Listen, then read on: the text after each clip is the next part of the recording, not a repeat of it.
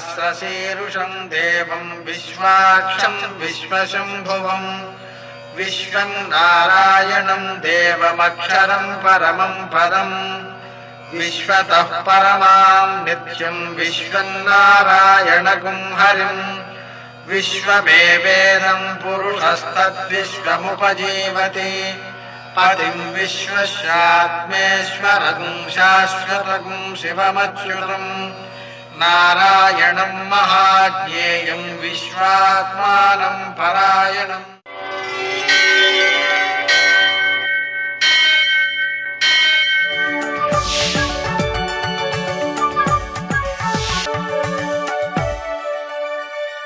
सूर्यशौर्यमथेन्दुरिन्द्रपदवी सन्मङ्गलं मङ्गलम्। పద్మావతి ప్రణయలాలితముగ్ధదేహ శ్రీ వెంకటేశరుణమోచనమస్తు మహ్యం. నేటి కాలమాన విశేషాలను గమనిద్దాం. స్వస్తి శ్రీ చాంద్రమాన జయనామ సంవత్సరం ఉత్తరాయణం వసంత ఋతువు వైశాఖ మాసం కృష్ణపక్షం శనివారం. సూర్యోదయం 5:45 సూర్యాస్తమయం 6:40 తిథి ఏకాదశి రాత్రి 1 వరకు. నక్షత్రం ఉత్తరాభాద్ర సాయంకాలం 4:26 వరకు. వర్జం తెల్లవారుజామున 4:21 ప్రారంభం. దుర్ముహూర్తం ఉదయం 5:45 నుంచి 7:25 వరకు. అమృతకాలం ఉదయం 11:45 నుంచి మధ్యాహ్నం 1:19 వరకు. రాహుకాలం శనివారం కాబట్టి ఉదయం 9 నుంచి 10:30 వరకు. ఈరోజు అష్టకవర్గ రీత్యా శుభప్రదమైనటువంటి లాభప్రదమైనటువంటి సమయం ఉదయం 10:50 కాబట్టి లౌకికమైన కార్యక్రమాలనైనా మనం ఆ గణపతి యొక్క ఆరాధనతో ఆరంభించుకోవచ్చు. ఆధ్యాత్మికమైన కార్యక్రమాలలో దానాధికాన్ని కూడా చేసుకోవచ్చు. కాలాన్ని సద్వినియోగం చేసుకోవడం మంచిది. అదేవిధంగా ఈరోజు ఏకాదశి. ఏకాదశి కావడం వలన ఉపవాసం ఉండాలి, ఫలహారం చేయాలి, రాత్రి వేళ జాగరణం చేయాలి. రోజు మొత్తం పైన సమీపే వాస, భగవంతుని యొక్క సమీపమునందు మనసును లగ్నం చేయాలి. ద్వాదశి రోజున పారణ చేయాలి. పగలు నిద్రపోకూడదు, రాత్రి భోజనం చేయకూడదు. అలాగే పూర్వోపదేశమైన దశమి నాడు కూడా రాత్రి భోజనం చేయకూడదు. అలా చేసినట్లయితే ఈ శరీరమునకు సంబంధించిన మనస్సుకు సంబంధించిన సకల దోషాలు తొలగి భగవంతుని యొక్క అనుగ్రహం సిద్ధిస్తుంది. నేటి ఆణిముత్యాలు.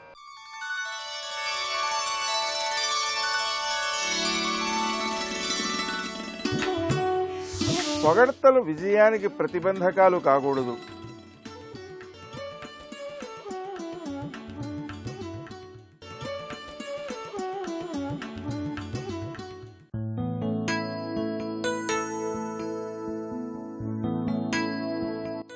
జీవితాన్ని సంపూర్ణంగా అనుభవించగలిగితే కర్మావశేషాలన్నీ పూర్తిగా అనుభవించినట్లే.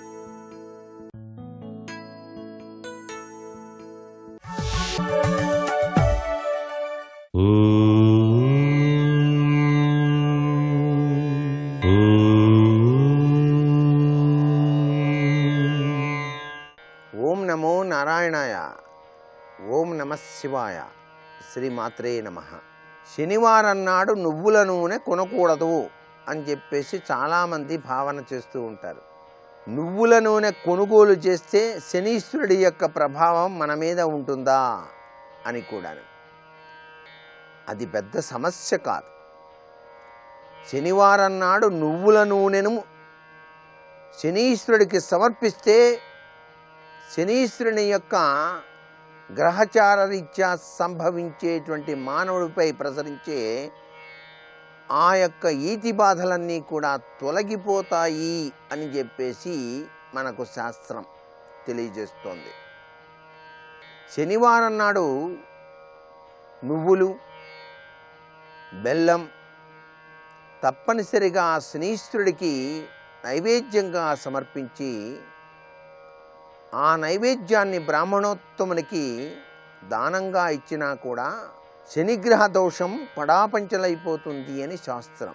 అసలు సిసలైన రహస్యం ఈశ్వరారాధనలో దాగి ఉంది. ఎవరైతే నిత్యం ఈశ్వర ఆరాధన చేస్తారో వారికి శనీశ్వరుడు అనుగ్రహాన్ని ప్రసాదిస్తాడు అని.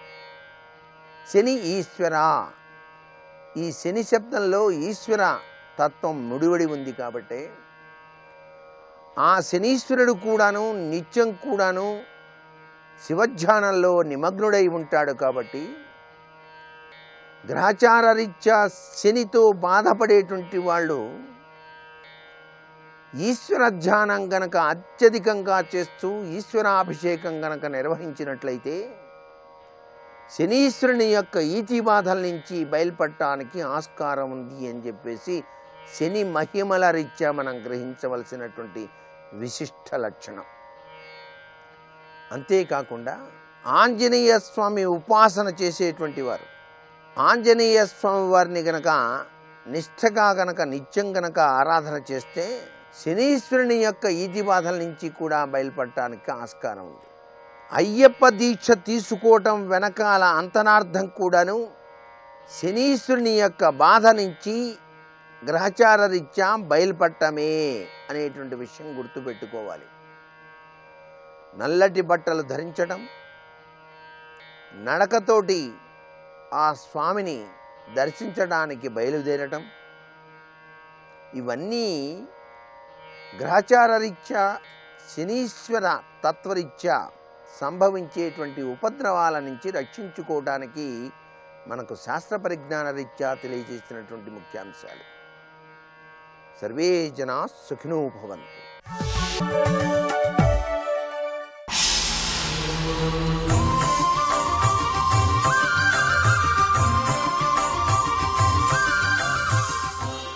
శతక సాహితీ సరస్వతికి నమస్కారం.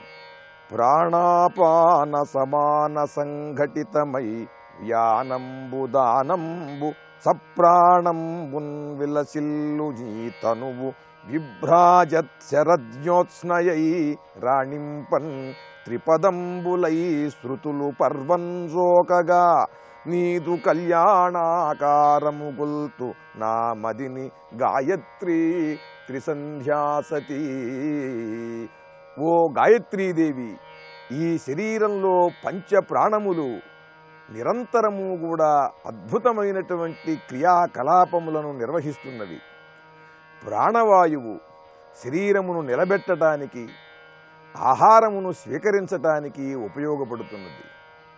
ఆ తరువాత స్వీకరించినటువంటి ఆహారం జీర్ణమైన తరువాత వ్యర్థమైన పదార్థాన్ని బయటకు నెట్టివేయటానికి అపానవాయువు ఉపయోగపడుతున్నది.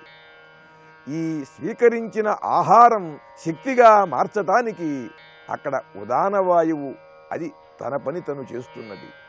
ఈ శక్తిని శరీరమంతా కూడా వ్యాపింపజేయటానికి మరి ఒక శక్తి కావాలి. అందుకు వ్యానవాయువు అది శరీరం అంతటా కూడా ఈ శక్తి వ్యాపించేటట్టుగా దాని క్రియాకలాపం అది చేస్తున్నది. ఆ చేసిన తరువాత సమముగా ఈ దేహమంతా ఈ శక్తి వ్యాపించాలి. శరీరంలోని ప్రతి కణము ప్రతి భాగము కూడా సమానముగా ఈ శక్తిని పొందాలి. అందుకు సమానవాయువు దోహదం చేస్తున్నది. ఇలా ఈ ప్రాణవాయువు, ఉదానవాయువు, అపానవాయువు, వ్యానవాయువు, సమానవాయువు ఇవన్నీ కూడా ఈ శరీరంలో పనిచేస్తూ శక్తినిస్తున్నటువంటి ఈ సందర్భంలో దీన్ని గ్రహించినటువంటి సాధకుడనై ప్రాణాపాన సమాన సంఘటితమై వ్యానంబు దానంబు సప్రాణంబున్ విలసిల్లు ఈ తనువు విభ్రాజత్ శరద్యోత్స్నయై. ఇది కాంతిమంతమై శరత్కాలములో ఉండే వెన్నెల ఎలా తళతళలాడుతుందో అలా తళతళలతో ఈ శరీరం, ఈ ప్రాణం చాలా దృఢమై తుష్టిగా పుష్టిగా ఉన్నటువంటి సందర్భంలో రాణింపన్ ఇది చాలా ఆనందకరముగా ప్రశాంత స్థితిలో స్వస్థతలో ఉన్నటువంటి సందర్భములో త్రిపదంబులై శృతులు పర్వన్ ఆ వేద సారమంతా కూడా నీ మంత్రమునందు దర్శిస్తూ నీకు కళ్యాణాకారము గొల్తు నా మదిని, నా మనస్సంతా నీకు సర్వసమర్పణ చేసి వేదస్వరూపిణిగా కళ్యాణరూపిణిగా నిన్ను భావన చేస్తూ నా మనస్సును సర్వసమర్పణ చేస్తూ నిన్నే ధ్యానం చేస్తూ సన్మార్గంలో సాగేలా నన్ను అనుగ్రహించు తల్లి అంటూ గాయత్రీదేవిని భక్తితో ఆర్తితో ఉపాసిస్తూ అద్భుతమైన పద్యరచన చేసి గొప్ప శతకాన్ని మనకు అందించిన శ్రీ ఎడవల్లి పూర్ణయ్య సిద్ధాంతి గారి గాయత్రీ శతకంలోని మరి ఒక పద్యం గురించి రేపు ఉదయం తెలుసుకుందాం. ఓం శ్రీ గాయత్రీదేవ్యై నమః. లక్ష్మీ క్షీరసముద్రరాజతనయా శ్రీరంగధామేశ్వరీ దాసీభూత సమస్తదేవవనితా లోకైకదీపాంకురా మాతర్నమామి కమలే కమలాయతాక్షి శ్రీవిష్ణుహృత్కమలవాసిని విశ్వమాతః క్షీరోదజే కమలకోమలగర్భగౌరి లక్ష్మి ప్రసీద సతతం నమతాం శరణ్యే. శివాయ గురవే నమః. శ్రీమాత్రే నమః. శ్రీ విష్ణురూపాయ నమః శివాయ. శ్రీ మహాలక్ష్మ్యై నమః. సనత్కుమార సంహితలో చెప్పబడుతున్న మంత్రమహితమైన లక్ష్మీ శాస్త్రనామాల్లో చండికా చండరూపేశ చాముండా చక్రధారిణి అనే నామాల వరుసను చెప్తున్నాం. ఇదంతా కూడా అమ్మవారి యొక్క యుద్ధశక్తిని ఆజ్ఞాశక్తిని అది ప్రచండాజ్ఞాశక్తిని చెప్తున్న నామముల వరుస. ఇందులో చండికా శబ్దానికి అనేక అర్థాలు చెప్పుకున్నాం. అదేవిధంగా కుమారి పూజ చేసేటప్పుడు సరిగ్గా 7 ఏళ్ల బాలికగా అమ్మవారిని ఆరాధిస్తే ఆ స్వరూపాన్ని చండిక అని అంటారు. ఇది ఒక అర్థం. ఇప్పుడు చక్రధారిణి గురించి చెప్పేటప్పుడు రూపముగా ధ్యానం చేసేటప్పుడు అమ్మవారు చక్రాన్ని ధరించి ఉన్నారు. ఒక చేతితో చక్రము, ఒక చేతితో శంఖము, మిగిలిన 2 చేతులు పద్మములు ధరించిందని భావించవచ్చు. లేదా శంఖ చక్ర గదా పద్మములు ధరించింది అని విష్ణు రూపానికి అభిన్నముగా ఉన్న ఆ లక్ష్మీ స్వరూపాన్ని ఉపాసించడం ఒక పద్ధతి. ఇంకొక స్వరూపంలో అమ్మవారిని పై 2 చేతులతో శంఖము చక్రము ధరించి క్రింది 2 చేతులతో వరద అభయ ముద్రలు ధరించిన స్వరూపం ఉన్నది. ఇది మహాలక్ష్మి రూపంగా ఉపాసింపబడుతున్నది. ఈ స్వరూపం మనకి మూకాంబికా క్షేత్రంలో కనబడుతుంది. ఈ తల్లిని కోలాపుర లక్ష్మి లేదా కొల్లూరు లక్ష్మి అని కూడా అంటారు. అది చక్రధారిణి రూపం. ఇంకొక అర్థంలో చక్రధారిణి చక్రమును నిర్వహించున్నది అని అర్థం చెప్పుకోవచ్చు. చక్రము అంటే కేవలం గుండ్రటి ఆయుధం అని మాత్రమే అర్థం కాదు. తిరుగుతూ వ్యాపించేదానికి చక్రం అని పేర్ట. చకనాత్ క్రమణాత్ చక్రం అని తిరుగుతూ వ్యాపిస్తున్నది అని అర్థం. అనగా ఈ విశ్వమే ఒక చక్రం. ఇది వ్యాపిస్తోంది, ఎప్పటికప్పుడు సంచరిస్తున్నది. నిరంతర సంచార లక్షణమే చక్ర లక్షణం. ఆ సంచారం కూడా ఎలా ఉన్నది? మొదలుపెట్టి చివరిదాకా వచ్చి మళ్ళీ మొదలుకు రావడం, ఇది చక్ర లక్షణం. సృష్టి స్థితి లయ, సృష్టి స్థితి లయ, ఇది విశ్వచక్రం యొక్క గమనం. ఉదయం మధ్యాహ్నం రాత్రి, మళ్ళీ ఉదయం మధ్యాహ్నం రాత్రి. ఇది మనం నిత్యం చూస్తున్న కాలచక్రం. అంతేకాదు మహాకాలచక్రంలో సృష్టి స్థితి లయలు చక్రముగా నిరంతరం తిరుగుతూనే ఉన్నాయి.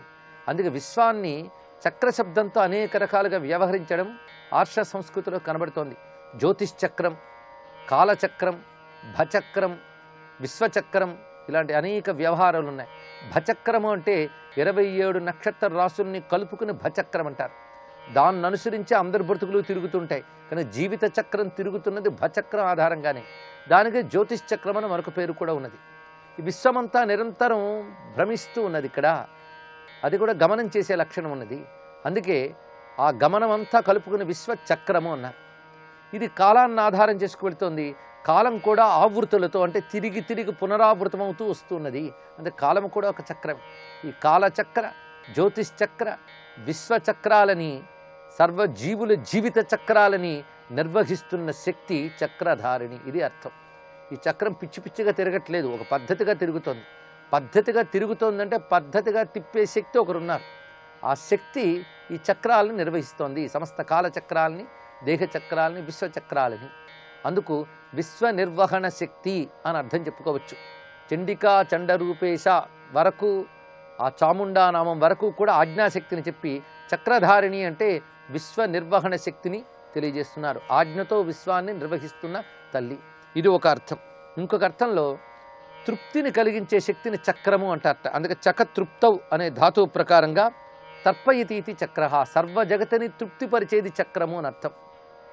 ఆ తృప్తిపరిచే శక్తిగా నిర్వహిస్తోంది కనుక చక్రధారిణి. ఈ తృప్తికి అంతటికి ఆధారం. ఈ తృప్తికి మరొక పేరు తుష్టి అని అర్థం. ఆ తుష్టి, తృప్తి, సంతోషం ఈ మూడు పర్యాయ పదాలు. ఆ సంతోష రూపిణైన శక్తిగా విశ్వాన్ని నిర్వహిస్తోంది కనుక చక్రధారిణి అని. అలాగే చక్రము అంటే సమూహము, సైన్యము అని అర్థం ఉన్నది. ఆ సైన్యాలని, సమూహాలని తాను నాయకురాలే నడుపుతూ నిర్వహిస్తోంది కనుక చక్రధారిణి. యుద్ధం చేసేటప్పుడు అమ్మవారి నుంచి అనేక శక్తులు వచ్చాయి. తన నుంచి వచ్చిన శక్తులే తనకు సేనలయ్యాయి. ఆ సేనలన్నింటినీ కూడా ఆవిడే నాయకురాలే నడిపిస్తున్నారు, వ్యూహం వేసి నిర్వహిస్తున్నారు. అందుకే సమస్త శక్తి సేనలకు నాయకురాలు గనక చక్రధారిణి, ఇదొక అర్థం. అంతేకాదు పూజాపరంగా, ఉపాసనాపరంగా చూస్తే చక్రము అంటే యంత్రము అని అర్థం. శ్రీచక్రము, సుదర్శన చక్రము ఇలాంటివి ఎన్నో ఉన్నాయి. ఇవన్నీ యంత్ర విశేషాలు. ఇలాంటి అనేక రూపములైన ఆ యంత్రముల ద్వారా జగత్తు నిర్వహిస్తున్నది. ఆ యంత్ర రూపముగా జగత్తు నిర్వహిస్తున్నది శ్రీచక్రాది రూపములుగా. ఇది కూడా చక్రధారిణి నామాన్ని గ్రహించవలసిన మరొక శాస్త్రార్థం. అంతేకాదు ఈ శరీరమే పెద్ద చక్రం. అష్టాచక్ర నవద్వారా దేవానాం పూరయోధ్య అన్నారు. ఇక్కడ మొత్తం ప్రధానమైన 8 ధాతువులతో నిర్వహింపబడుతున్నది ఈ శరీరం. దీన్ని నడుపుతున్న తల్లి, పోషిస్తున్న తల్లి, నిర్వహిస్తున్న తల్లి కనుక చక్రధారిణి. ఈ చక్రధారిణి నామం చాలా విశేషమైనది. అమ్మ యొక్క పోషణ శక్తిని తెలియజేస్తున్నది, ఆనంద శక్తిని తెలియజేస్తున్నది. శ్రీ చక్రధారిణ్యై నమః నమస్కారం చేసుకుని తర్వాత నామం 50వ నామం. ఇది నమస్కారంలో శ్రీ త్రైలోక్య జనన్యై నమః అంటున్నాం. త్రైలోక్య జనని అంటే ముల్లోకములకు తల్లి అని అర్థం. సర్వ జగత్తుకు అమ్మ ఆవిడ. జనని అనే భావంలోనే కేవలం పుట్టించినది అని అర్థం మాత్రమే కాకుండా పోషించేది, లాలించేది, దయ కలిగినది, వాత్సల్య రూపము, ఇన్ని భావాలుంటాయి. అమ్మ అనే భావం అనేక అద్భుత భావాల ఏకభావం. అది పుట్టిస్తోంది, లాలిస్తోంది, క్షమిస్తోంది, అనుగ్రహిస్తోంది, వత్సలతతో పెంచి పోషిస్తోంది. ఇన్ని అది ముల్లోకాల ప్రతిదాన్ని గమనించుకుంటూ ఉన్నటువంటి తల్లి. అందుకే విష్ణు పురాణంలో ఇంద్రాది దేవతలు అమ్మవారిని నమస్కారం చేస్తూ త్వం మాతా సర్వలోకానాం దేవదేవో హరిపిత త్వయేతద్ విష్ణునా చాంబా జగద్వ్యాప్తం చరాచరం. అద్భుతమైన శ్లోకం ఇది. త్వం మాతా సర్వలోకానాం దేవదేవో హరిపిత. అమ్మా, ఈ సర్వలోకాలకి నువ్వు తల్లివి, దేవదేవుడైన శ్రీహరి ఆ నారాయణుడు తండ్రి. మీ ఇద్దరి చేతనే ఈ విశ్వమంతా వ్యాపించబడి ఉన్నదమ్మా. ఈ భావం తెలుసుకోవాలి. లక్ష్మీనారాయణుల చేతనే విశ్వమంతా వ్యాపించబడి ఉన్నది అని ఎవరైతే తెలుసుకుంటారో వారి నిరంతరం అమ్మా నాన్నల సన్నిధిలో ఉన్న పిల్లల వలె ఆనందంగా ఉంటారు. అందుకే మా తల్లి లక్ష్మి, మా తండ్రి నారాయణుడు అనుకున్నవాడు ధైర్యంగా ఉంటాడు. వాడు మాత్రమే పుట్టుభోగులము మేము భువి హరిదాసులము నట్ట నడిమి దొరలు నాకీయవలెన అని ధైర్యంగా చెప్పగలడు. సర్వసంపదల తల్లి అయిన మహాలక్ష్మే మాకు తల్లి అయినప్పుడు ఇంకోరి వద్ద మేము దేబిరించవలసిన అవసరం ఏమున్నది? అలాగే సర్వజగన్నియామకుడైన పరమేశ్వరుడే మాకు తండ్రి.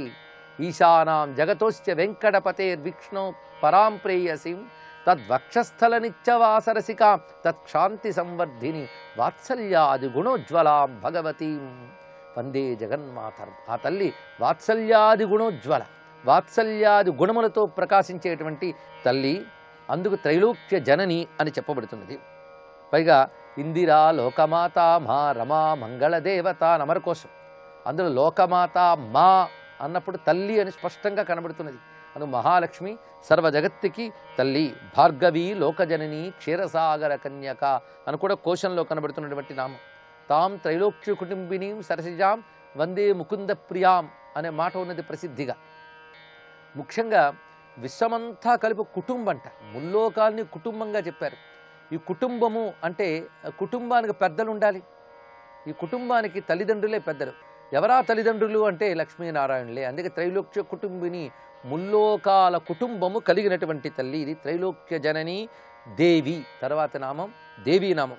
దేవీనామం గురించి అనేకార్థములు గతంలో చెప్పుకున్నాం. మహాదేవి నామం దగ్గర ప్రకాశస్వరూపిణి, క్రీడించే తల్లి అని అర్థాలన్నీ ఇక్కడ చెప్పుకోవచ్చు. కానీ మరొక అర్థాన్ని భావిద్దాం. సహస్రనామాల్లో ఒకే నామం 2-3 మార్లు వస్తూ ఉంటుంది. ఎందువల్ల అలా వస్తుంది అంటే అర్థభేదం చెప్పుకోవాలి. అక్కడ ఒక అర్థం చెప్పుకోవాలి, ఇక్కడ మరొక అర్థం చెప్పుకోవాలి. ఇప్పుడు దేవి అని ఎవరిని అనాలి అంటే దేవి కృతాభిషేకాయాం అని కోశము చెప్తున్నటువంటి మాట. పట్టాభిషేకం చేసుకున్న రాణిని దేవి అనాలట. మరి అమ్మవారిని దేవి అని ఎందుకు అంటున్నారంటే ఆవిడ పట్టాభిషేకం చేసుకున్న తల్లి. ఎందుకంటే సర్వజగత్తికి ఆవిడ మహారాణి లక్ష్మీనారాయణులు గనక ఆ నారాయణుడితో సహా పట్టాభిషిక్తురాలై ఉంది. ఆవిడ సార్వభౌమురాలు, కేవలం జనని మాత్రమే కాదు, మహారాణి గనక ఆ మహారాణి పట్టాభిషేకం చేసుకుంది కనుక దేవి అని చెప్పబడుతున్నది. పైగా లక్ష్మీ పట్టాభిషేకం అనేది గొప్ప ఘట్టం. అది ఆ ఘట్టం తల్లి క్షీరసాగర్ నుంచి ఉద్భవించినప్పుడు నారాయణుని పతిగా వరించింది. ఆ సమయంలో దేవతలందరూ అమ్మవారికి పట్టాభిషేకం చేశారు. అమ్మ బ్రతుకంతా ఏలుకునే తల్లివు నువ్వే అని నమస్కారం చేశారు. అప్పుడు ఆ పట్టాభిషేకం చేసినప్పుడు ఎలా నిర్వహించారంటే, ముందు ఇంద్రుడు అద్భుతమైన సింహాసనాన్ని తీసుకువచ్చాడు, రత్నములు తాపిన సింహాసనాన్ని. అప్పుడు అష్టదిగ్గజాలు వచ్చేట, ఆ దిగ్గజాలని బాగా అలంకరించి ఉంచారు. పైగా దివ్యమైన రత్న కలశాల్లో దివ్యమైనటువంటి జలములు, గంగాది పుణ్య తీర్థములు, ఓషధులు అన్ని మేళనం చేసి ఉంచారు. తీర్థములు తమంత తాము తమ శక్తులన్నింటినీ ఆ జలముల్లో నింపేట. తర్వాత భూదేవి పల్లవములు ఫలములు ఇచ్చింది. ఆ పల్లవాల కలశంపై పెట్టి దానిపై ఫలం పెట్టి ఉంచారు.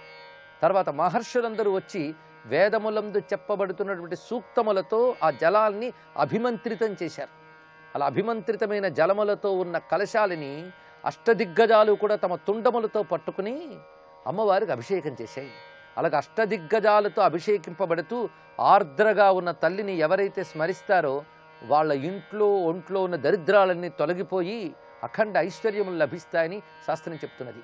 దిగ్గస్తే భిక్కనక కుంభముఖావసృష్ట స్వర్వాహిని విమల చారు జల పృతాంగీం ప్రాతన్నమామి జగతాం జననీం అశేష లోకాధినాథ గృహిణీం అమృతాబ్ధిపుత్రీం. ఇది పట్టాభిషేకం. ఇలా పట్టాభిషేకం చేసుకున్నటువంటి తల్లి గనక దేవి అని చెప్పబడుతున్నది. జగదేక సార్వభౌమురాలిగా పట్టాభిషేకం చేసుకున్న ముల్లోకాల మహారాణియే దేవి అయిన లక్ష్మి. అటువంటి మహాలక్ష్మికి నమస్కరిస్తూ సర్వం శ్రీమాతృచరణారవిందార్పణమస్తు.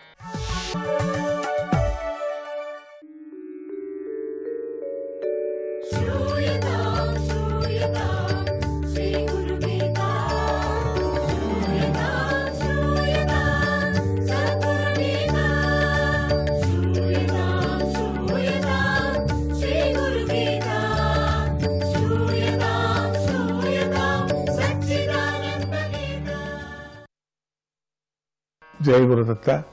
ఆ కోరికలు ఉన్నాయనే దృష్టితోనే కొంతమందికి దొరదపడుతుంది చేయాలనేటువంటి. అది ఒక కొనుక్కున్నట్టుగానే లెక్క, డబ్బులు పెట్టి. నిరంతరం అన్నదానం చేసినందువల్ల నువ్వు మహాదాతవు అవుతావు కదా అని జనమంతా బీదవాళ్లు కావాలని కోరుకోరాదు కదా. నువ్వు అన్నదానం చేస్తున్నావు, అందరికీ అన్నం దొరకకుండా ఉండని, దరిద్రులైపోని అని అంటే నీలో ఉండే డబ్బు ఇవ్వచ్చు కదా. నిజమే. అప్పుడేమనిపిస్తుంది నీకు? ఆ అవసరము లేకపోయినా కూడా నీ ఏదో పెద్ద మనిషిలాగా అనుకొని నువ్వు చేయాలని చెప్పేసి అట్లా అనుకుంటూ జనం అందరూ కూడా దరిద్రులైపోవాలా, వాళ్ళందరికీ ఆకలి కావాలా, ఎందుకంటే నేను అన్నదానం చేస్తున్నాను కాబట్టి. అట్లా ఆ విధమైనటువంటి కోరుకొని ఆ కోరికను కోరుకోకూడదు. అలాగే నువ్వు గురువు కావటం కోసం ప్రతి వాడికి ఉపదేశాలు చేయకూడదు. ఇష్టపడిన వాళ్ళకంతా ఉపదేశం చేస్తూ ఉంటారు, అది కూడా తప్పే. కానీ మీ స్వామీజీ అనర్హుల్ని కూడా వదిలిపెట్టాడు, అందరినీ తీసుకుంటాడు, వాళ్ళను అర్హులుగా చేసి వాళ్లకు ఉపదేశిస్తారు.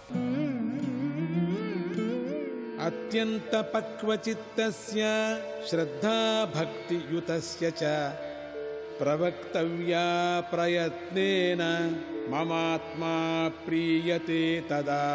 పరిపక్వమైన మనసు కలవాడికి, శ్రద్ధాభక్తులు కలవాడికి దీనిని తప్పక చెప్పాలి. ఇలా ఎలా చెబితే నా మనస్సు సంతోషిస్తుందని శివుడు పార్వతితో అంటున్నాడు, అమ్మవారితో. ఇక తరువాత శ్లోకంలో గురువు కావాలని తపన తగదన్నారు కదా. ఇప్పుడు అనర్హులైనటువంటి బడగు గురువులకు ఆచరించవద్దు అని కూడా ఈ 3 శ్లోకాల్లో బోధిస్తున్నారు కదా అనుకున్నాం కదా. గురవో బహవః సంతి శిష్య విత్తాపహారకాః దుర్లభస్స గురుర్లోకే శిష్య సంతాపహారకః. శిష్యుల డబ్బు దోచుకునేటువంటి గురువులు లోకంలో చాలామంది ఉన్నారు. కానీ శిష్యుడి యొక్క పాపాలను దోచుకునే గురువు దొరకడం చాలా కష్టం. జ్ఞానహీనో గురుం మన్యో మిథ్యావాది విడంబకః స్వవిశ్రాంతిం న జానాతి పరశాంతిం కరోతి కిం. జ్ఞానహీనుడై అసత్యాలతో ఆడంబరాలతో తనను గురువుగా చెప్పుకునేవాడు అనేటువంటి ఆత్మశాంతిని ఎరుగుడు కదా. వాడు తానే చెప్పుకునేవాడు తానే ఆత్మశాంతిని ఎరుగుడు కదా. అటువంటి వాడు ఇతరులకు శాంతి కలిగిస్తాడా? అదొకటి. మామూలుగా మనం బెడ్ వేసుకుంటాము, కొంత చల్లగా ఉండేటువంటిది. అట్లనే కొంచెం మొరటుగా ఉండేది వేసుకుంటే కొంత నిద్ర పట్టక మళ్ళీ నిదానంగా పడుతుంది. అంటే ఆ కష్టానికి అలవాటైపోయినాము. అట్లనే ఆ వాతావరణకి ఏ విధంగా పరమాత్మను అర్చన చేయాలనేది బాగా జ్ఞాపకం పెట్టుకొని ఆ విధంగా చేయటం మంచిది. ఇతరులకు మంచిది చేయనివాడు, తనకు మంచిది చేయనివాడు, ఇతరుల గురించి కూడా స్వార్థంగా ఉండేటువంటి వాడు, తన గురించి కూడా స్వార్థంగా ఉండేటువంటి వాడు, అలాంటి వాడిని గురువుగా తీసుకోవద్దని విశేషార్థంతో చెప్పుకొని వస్తుంది. ఈ శ్లోకం యొక్క తత్వం చెప్పుకొని వస్తున్నది. జై గురుదత్త.